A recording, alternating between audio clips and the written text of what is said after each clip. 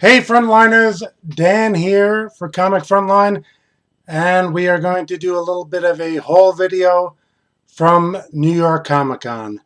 Had a great time exhibiting at New York Comic Con for Argo Comics, the comics I self-publish. Great seeing a lot of friends there, and tabling with Bill Mouse, artist of Sorority of Power for Argo Comics. A little tired. It was a 4-day event. Well attended. They said 151,000 people, which eclipsed San Diego's numbers. I did do a video kind of from the table. I was interviewed by Chris. So there are videos out there to give you a little more in-depth on what actually went on at the show. But let's get to actually what I had picked up, and I'm going to start out with the convention program, being that I thought you guys might want to get a look at the artwork that graced the cover. I'll give you a little closer look here. It has the original versions, not the original versions, but earlier versions of the Avengers, some of the core members. And then, of course, the new versions, or the current versions, of those members. So, Marvel's big thing to shake things up. All right, next up,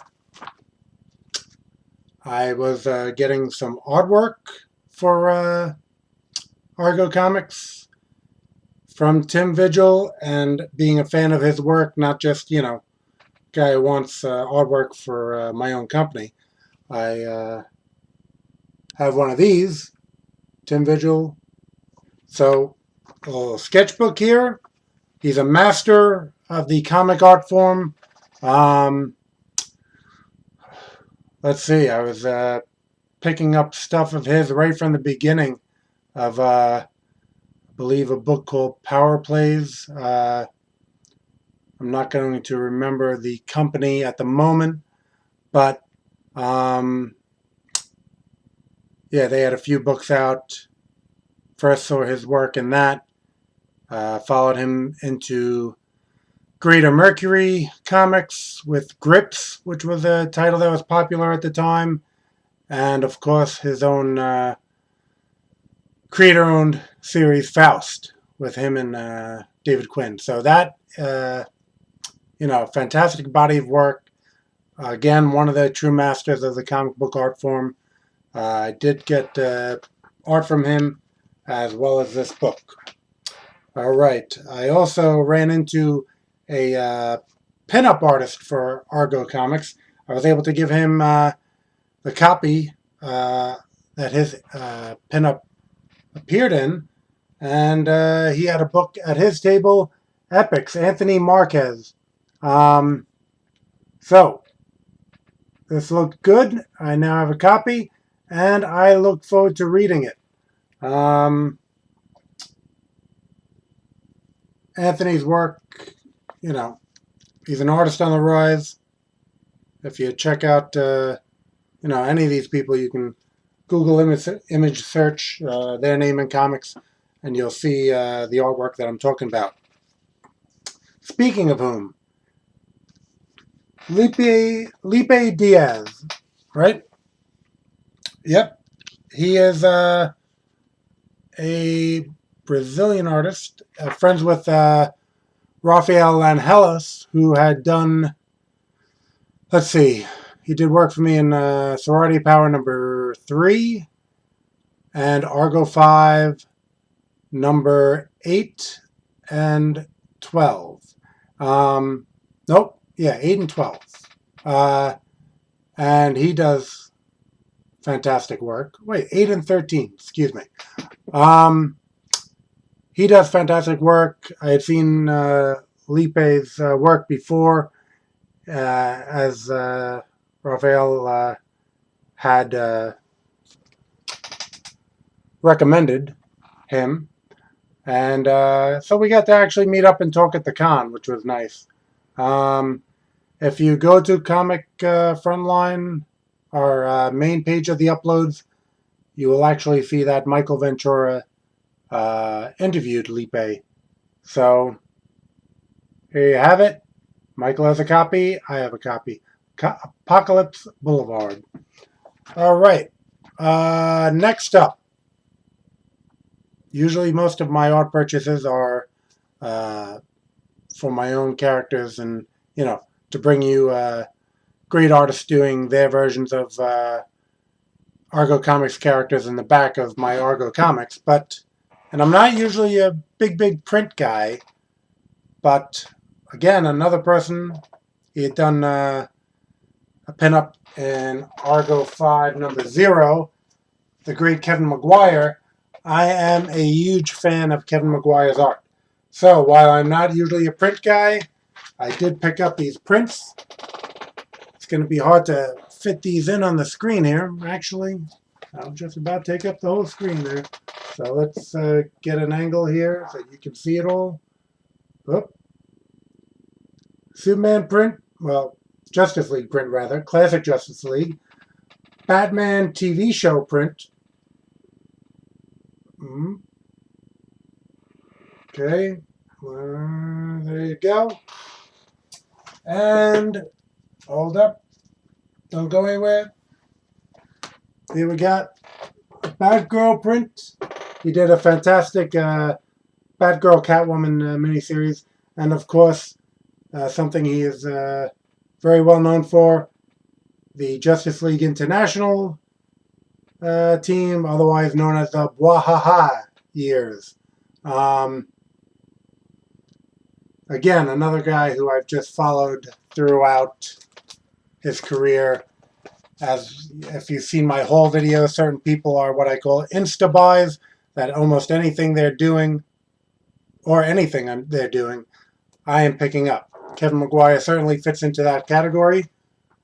And thanks to Chris from Comic Frontline, I was able to score one of these Halo minifigures, Master Chief. I'm stuck at the table for most of the con in Artist Alley. So I don't always get to walk around and get these exclusives. And I thought it was just like a pack of Legos, but I see it's actually this mini figure, which I do like displaying figures, as we all know.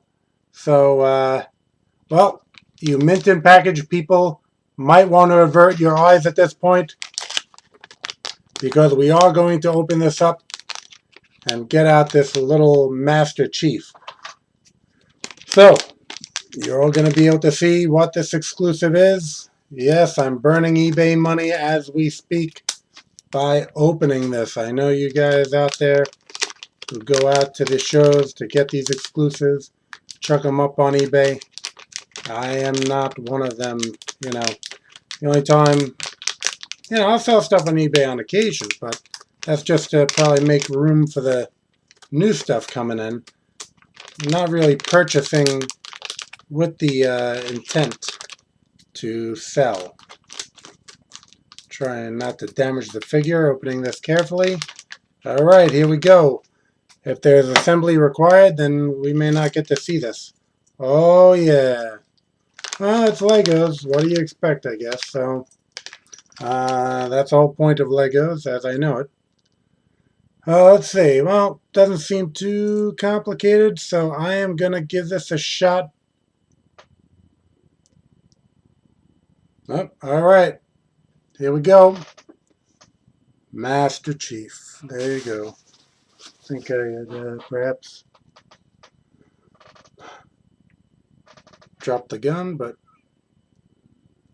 I'll look for that in a little bit. But here is your Master Chief. Behold his Lego glory. I didn't really attach the back on that well. I'll have to adjust that. But, well, you get the idea. You can see it's very tiny. I think I have a couple more pieces, but again, I think we did enough for this whole video. There was also art that I had picked up. Um, well, basically, having Bill Mouse on hand at the table, I'm able to actually get some art with him, which usually you don't have the artist near you when you're doing work online.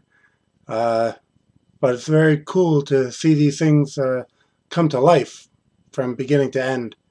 Uh, I enjoy, just being at the con and watching Bill work.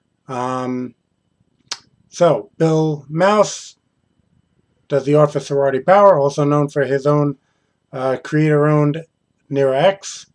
So there'll be some new Argo Comics artwork from him. Uh, got some work from Francesco, uh, who I've been a long time friends with, guess since the convention in '93 in New York. So this was, this many years later, still a great friend, and got a piece from him. Francesco, uh, known for his creation Ecstasy and doing covers for various companies right now that are just stunning, amazing covers. As I said already, Tim Vigil, uh, I had gotten a piece from him. Tom Rainey, who, if you've seen my hauls, I'm always saying anything that he's putting out, which usually is from Marvel and DC.